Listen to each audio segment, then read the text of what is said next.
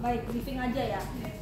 Fase inflamasi itu berapa hari? 0 sampai 5 hari. Tapi yang paling rawan itu di hari ke-0 sampai hari ke-3.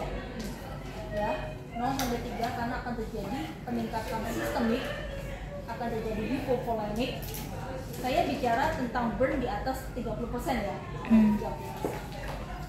Nah, 0 sampai 3 hari itu merupakan rawan-rawannya si pasien untuk meninggal. Ya.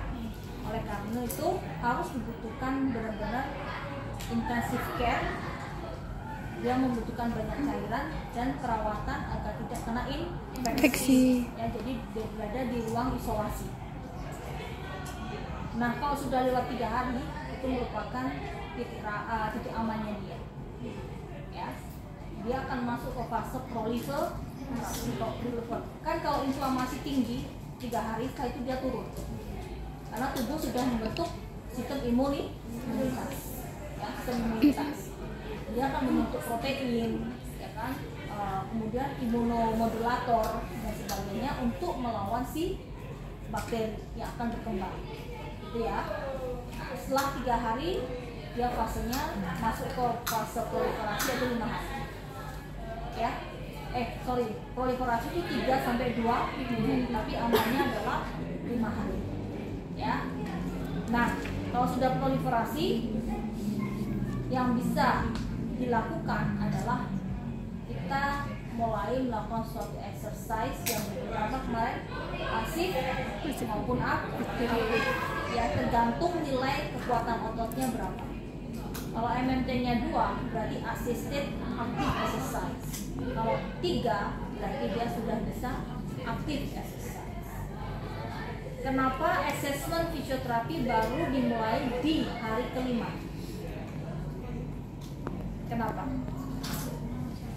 Kenapa di fase inflamasi kita tidak menanyakan nyeri, tidak melakukan assessment LGS, kekuatan otot, tidak. Pasien kenapa?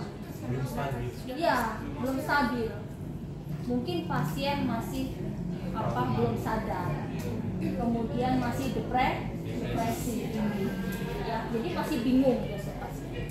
Jadi kita tidak bisa melakukan assessment dengan valid, ya. Nah, baru kalau sudah fasenya masuk ke 5 hari, baru kita melakukannya. Pertama masuk ke bangsal, ke bed, mendekati pasien, jangan lupa salam, kemudian memperkenalkan diri Anda, kemudian masuk dan tujuan kamu itu ngapain. Ya, saya fisioterapi, saya akan memberikan latihan sama Bapak. Bapak namanya siapa ya? Jangan lupa ditanya. Bapak namanya siapa, Pak? Irfan. Sudah berapa lama Pak di sini? 7 hari. 7 hari. Dia harus recall. Kenapa harus kita tanya? Kita harus tahu ini pasien sadar diri atau tidak. Dia hilang ingatan atau tidak, terjadi gangguan kognitif atau tidak, ya. Nah, jadi kalau dia masih bisa recall, masih bisa mengingat dengan baik, berarti dia sudah stabil, ya, sudah stabil. Baru kita melakukan yang pertama adalah vital sign, bisa diterangkan ya, respiratory rate, tekanan darah, heart rate, kemudian pola pernapasan. Ya, setelah itu baru kita lakukan assessment fisioterapi, yaitu nyeri kalau di atas 12 tahun kita menggunakan FAS atau NRS bisa, tetapi kalau di bawah 12 tahun kita bisa menggunakan block breaker atau flex care. Ya, flex care. Nah, misalnya kalau pasien luka bakarnya total burn injury, semua tubuh terbakar, bagaimana kita mengidentifikasi nyeri? Anda harus menanyakan paling nyeri di daerah mana. Harus dilakukan per regio. Ya, misalnya di bagian dada paling nyeri. Nah, itu skalanya berapa? Ya kan? Pasien harus bisa mengevaluasi atau menginterpretasikan rasa nyeri tersebut. Ya. Nah, tidak nyeri yang general, tetapi per regio yang paling nyeri di mana, kemudian Anda berikan skala. Ya, oke, MMT, LGS, edema. Ya, baru kita lakukan exercise. Exercise apa di fase prolif? Fase kontraktif, tidak boleh stretching atau yang strengthening atau resisted. No. Kenapa? Hah? Jaringannya belum kuat. Jaringan belum kuat. Tadi yang jaringan terputus atau jaringan yang rusak oleh karena burn injury, rusak kan? Jaringan yang rusak itu akan diisi oleh kolagen dan fibroblast yang baru, yang kita sebut sintesis kolagen dan fibroblast. Nah, jaringan itu akan mengisi serat-serat yang rusak, ya, akan diisi. Tetapi itu jaringan belum kuat. Kolagen yang muda. Ya, sebelum terjadi sintesis kan terjadinya apa dulu? Angiogenesis. Ya. Nah, setelah itu baru dia akan saling berikatan. Nah, tetapi belum kuat. Kalau kita overstretch, maka dia bisa putus, rusak. Kalau rusak berarti recovery lagi loh. Ya, maka boleh digerakkan, tetapi sifatnya harus gentle itu pelan-pelan, toleransi Pak. Ya. Tetapi jangan lupa setelah kita lakukan exercise, jangan lupa kita lakukan positioning untuk mencegah kontraksi. Karena kan fase proliferasi dimulai di hari ketiga pasca burn. Sudah muncul kolagen dan fibroblast. Misal pasien adalah burnnya di daerah elbow, pasiennya begini terus karena dia nyeri, maka terbentuknya kolagen maupun fibroblast pada posisi fleksi. Sudah terlanjur dia fibroblast kolagennya di posisi fleksi, sehingga pada saat kita lakukan stretch akan kesakitan.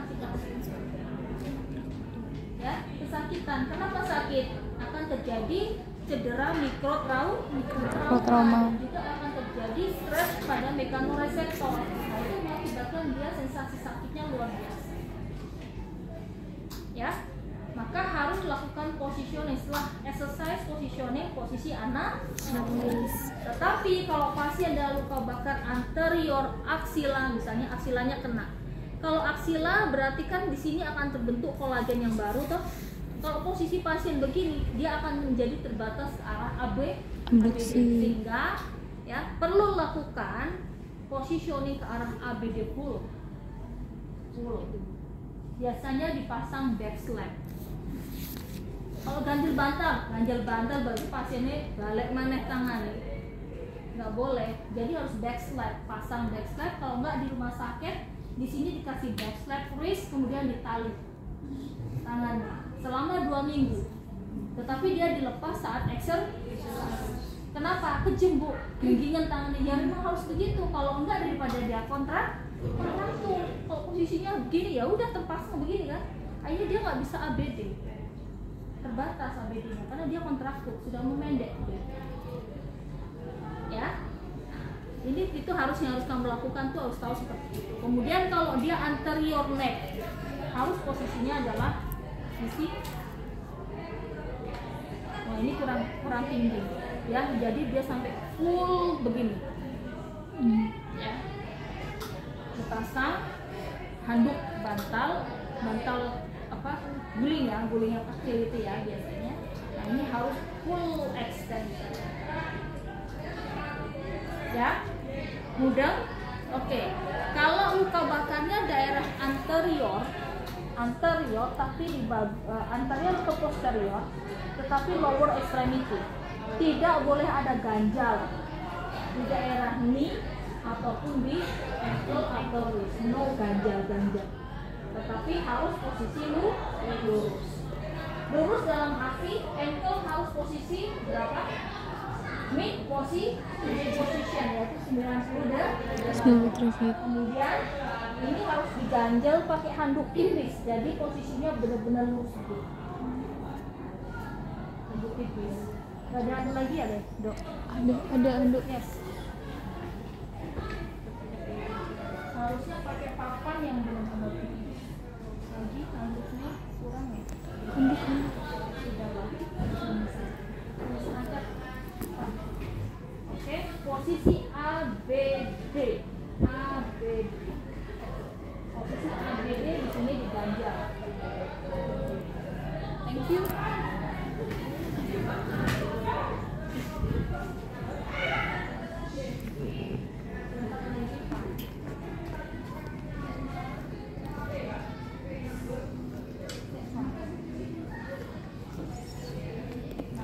panjang ya, dari paha sampai dengan level ya. Ini posisinya harus lurus ABD. Oke, ini adalah posisi mid position. Nah, ini restnya seperti ini ya. Entah ikutan saja atau pose. Kemudian Anda sebagai seorang fisioterapi harus melakukan latihan yaitu stretching pada fase apa? Remodeling.